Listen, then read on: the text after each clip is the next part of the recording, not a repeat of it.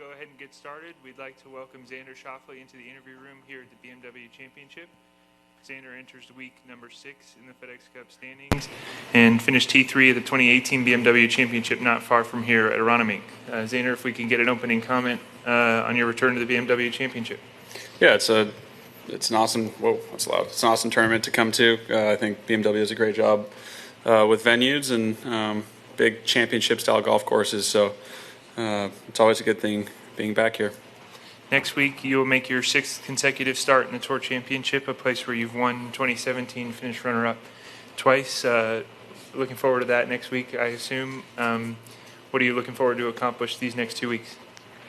Yeah, just it's all about putting yourself in position this week. And I think I've come in 4th during the regular season once before and did not play well in either the first or second playoff events, or I think maybe it was 4 at the time. So looking to sort of position myself better going to East Lake since I've had a pretty good track record there. All right, we'll take some questions out here. Amanda, if you could come over here and grab this microphone, please. Questions out here? We'll go to Jeff, I guess. Or, sorry, here on the aisle. Xander, the world of golf is in crazy land. How would you like to see all this resolved?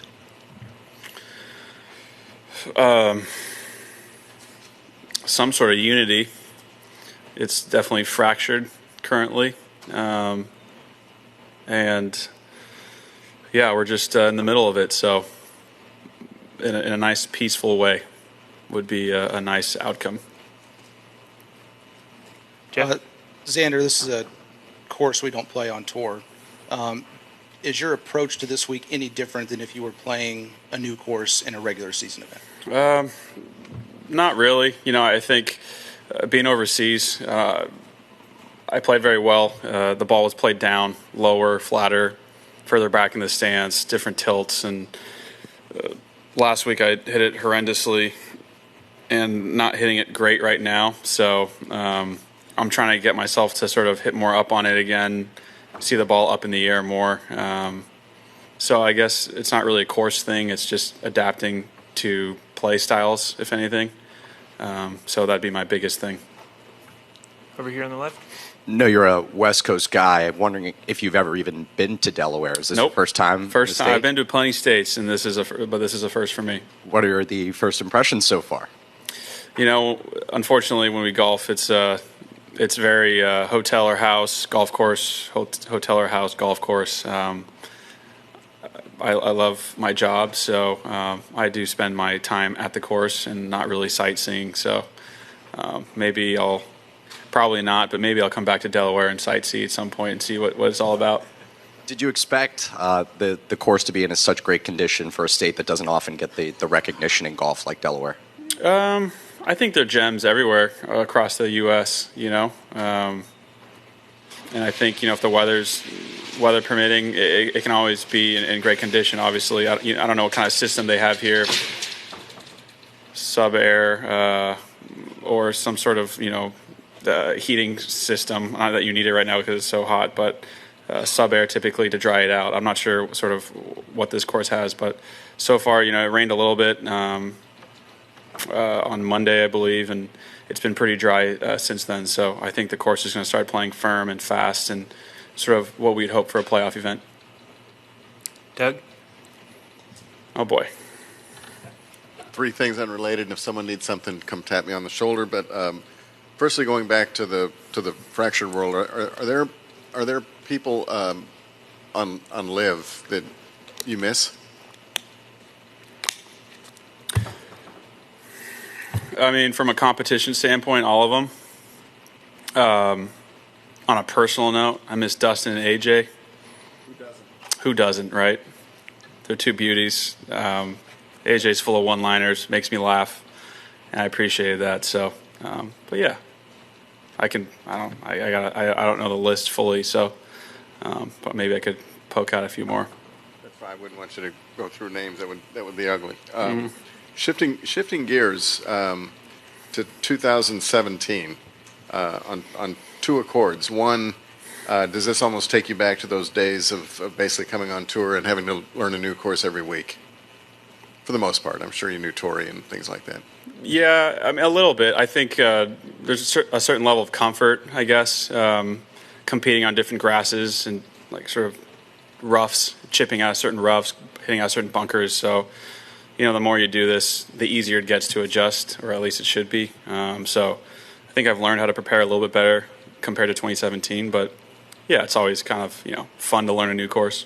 And secondly, on those lines, when you joined the PGA Tour in September of 16, probably, right?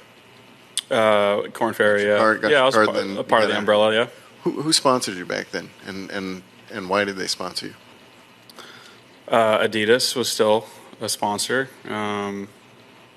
I had AP as a sponsor. I don't know if my sponsors are going to like that I'm rattling off other sponsors. We can stop there if you want. I guess what I'm getting at is TaylorMade was another one of them. Why are you asking these questions? I'm working on it.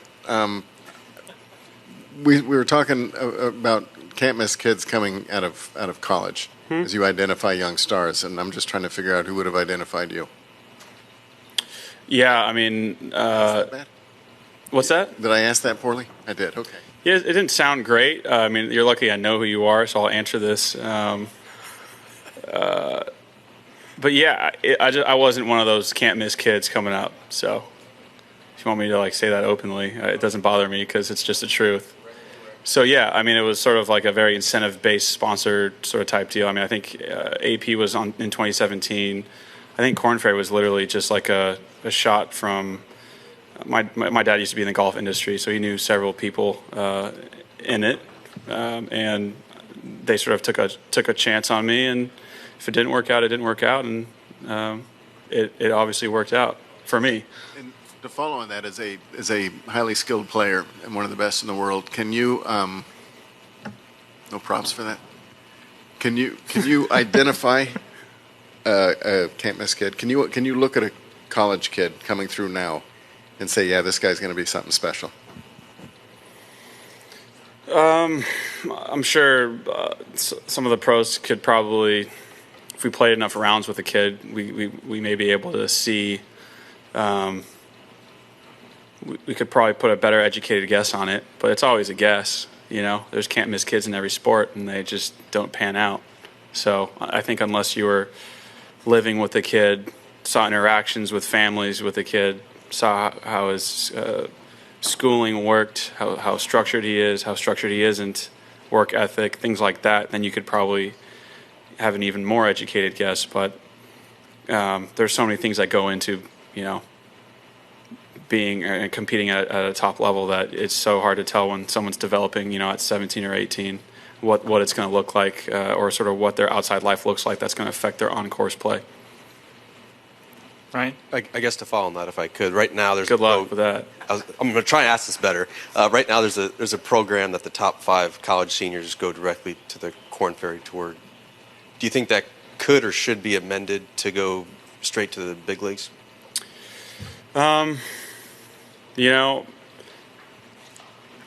I'd say that you could make arguments for it. I think it wouldn't bother me.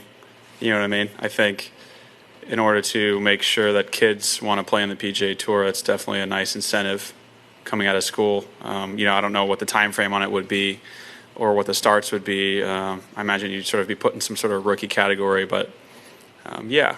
I think, I don't know, there's probably a stat or number you can run just based on the top 5 or 10 guys coming out of NCAA, how many of them have panned out on the PGA Tour that have worked through the Corn Ferry and whatnot. So, yeah, I think that wouldn't bother me whatsoever. And kind of unrelated, definitely unrelated. Normally this would be a pretty big week for qualifying for Cup teams. Obviously it's kind of maybe second or third fiddle this week. From a player perspective, has this run up to the President's Cup felt different than some of the other Cup teams that you've been on?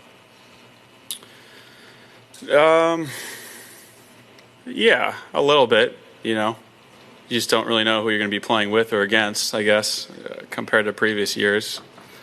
But getting on a team is such a result that for me personally, it's It kind of, as much noise as everything's been, with everything going on, it doesn't feel too dissimilar compared to previous years for me personally. Got one all the way in the back. Xander. JackHirschGolf.com.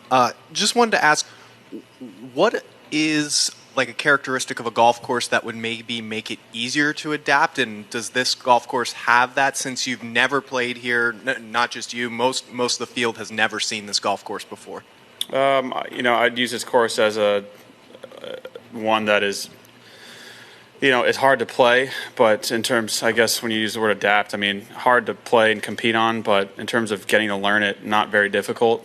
There's just isn't much to it. I know that may sound bad, but it's really long.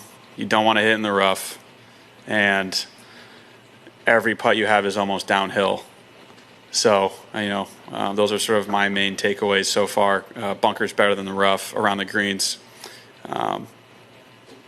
It wouldn't be my favorite course to play blind, but you could definitely do it compared to like a Hilton Head or something like that. Well, Hilton Head's a much shorter golf course. Does length play a big factor in how easy it is to just step right into a golf course? A little bit. It's hard to make a 650-yard par 5 like special. It's just really long. That's what makes it, I guess, if you want to use the word special again, or difficult. So. It'd almost be impossible if you made a 650-yard hole with a dog leg and water and, a raised green and runoffs. You'd be sitting there. I mean, it'd be like a 7-hour round out here, which is what we're trying to avoid. Any other questions for Xander? Got a couple on the aisle here. Xander, given you've seen the golf course and all, what number do you put this week on a victory? It's a really good question. I look at this place as sort of like a harder Caves Valley.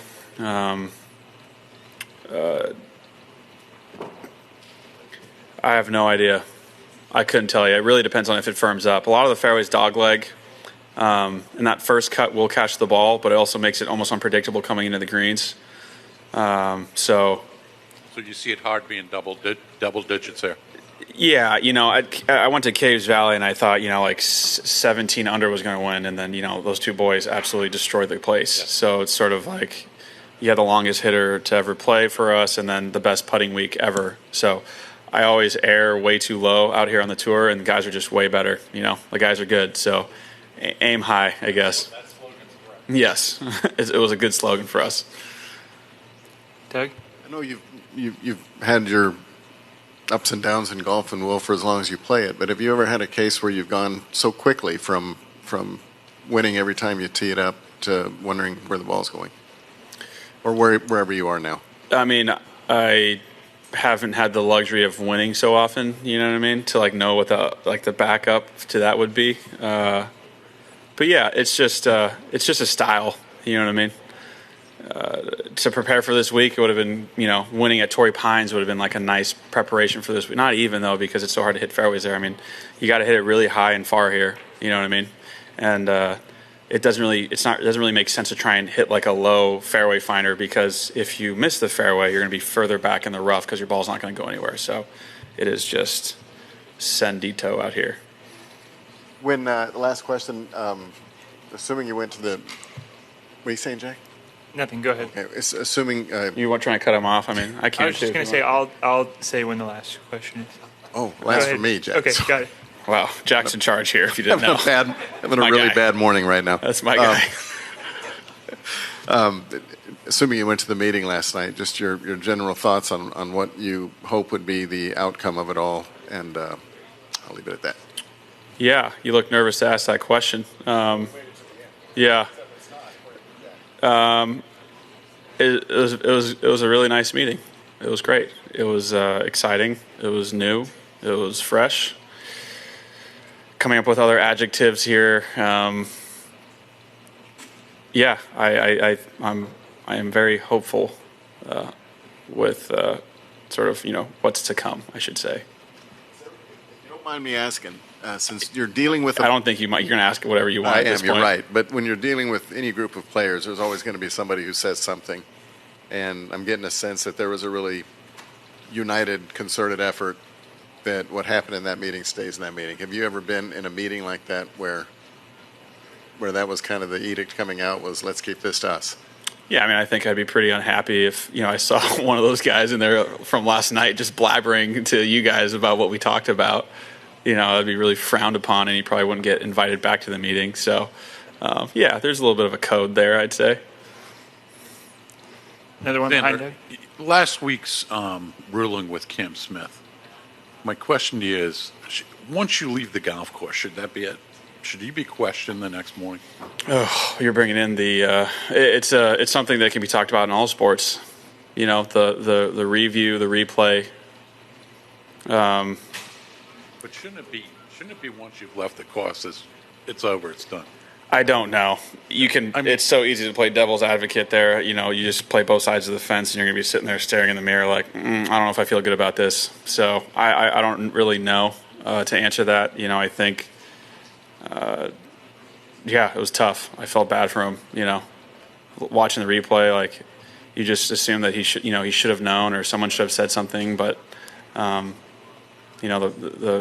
correct ruling was, I thought it was kind of.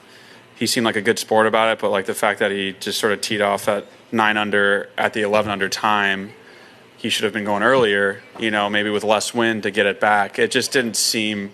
It was a little sloppy, in my opinion, from a handling standpoint. So, yeah, I feel bad that it happened that way, but I really have no answer there on sort of the whole instant replay thing or the replay overnight deal. There's been terrible rulings in all sports, so I'm not calling that one a terrible ruling, but like unfortunate rulings, I should say. Any other questions? You All sure, right, Doug? Xander. You good? You feel good? You done? Thank you very much for your time, Xander. Thanks, Jack. Best of luck this week. Okay.